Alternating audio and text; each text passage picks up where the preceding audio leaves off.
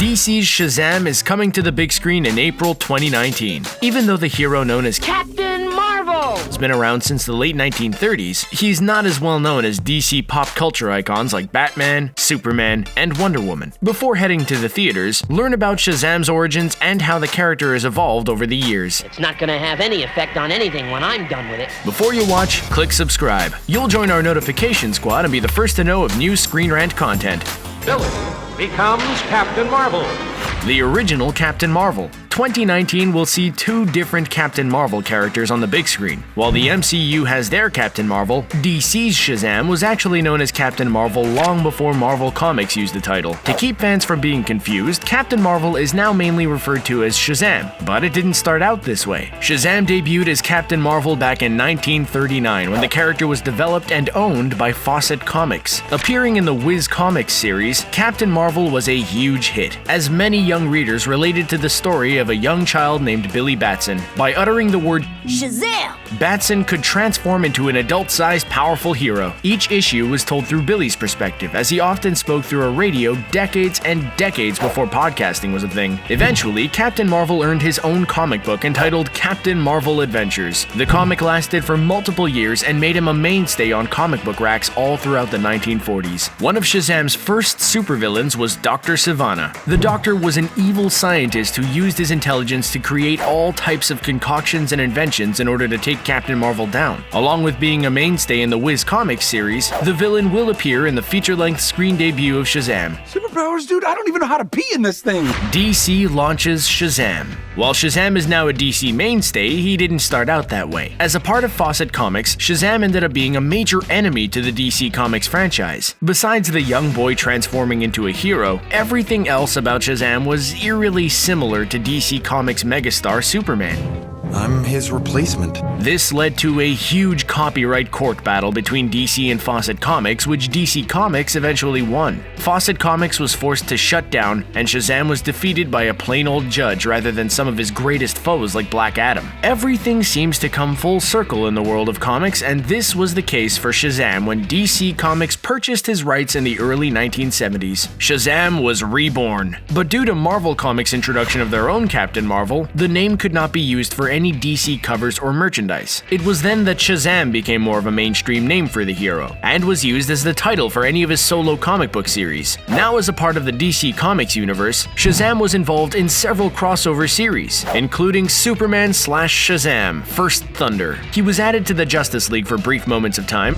Is that your boyfriend? and some of his most common enemies like Black Adam fought against DC's biggest heroes. By asking of us a simple childish math problem? Shazam's powers. Shazam isn't just an awesome word Billy Batson uses to transform into the mighty hero. Each letter in the name represents some of the powers and inspiration he gets in the superhero form. The S stands for the Wisdom of Solomon. As a young boy, Billy's knowledge is pretty limited, but his transformation into Shazam gives him the ability to solve problems, speak multiple languages, and have a plethora of knowledge bestowed to him. The H stands for the Strength of Hercules. Much like Superman, Shazam has the ability to lift heavy objects, punch his way through walls, and easily bend some of the strongest materials. The first A stands for the Stamina of Atlas. Mixed with his strength, Shazam has the ability to withstand punches, bullets, and anything thrown at him. The Z in Shazam is directly related to the iconic lightning bolt on his chest and stands for the power of Zeus. With this power, Shazam has the ability to control and emit lightning at will. These powers have varied over the years, but also include a variety of magic spells. The second A stands for the Courage of Achilles. This courage gives Shazam the confidence and ability to take on his foes. And the M stands for the Speed of Mercury, giving Shazam fast running speeds and the ability to fly. Oh, hey, what's up? I'm a superhero.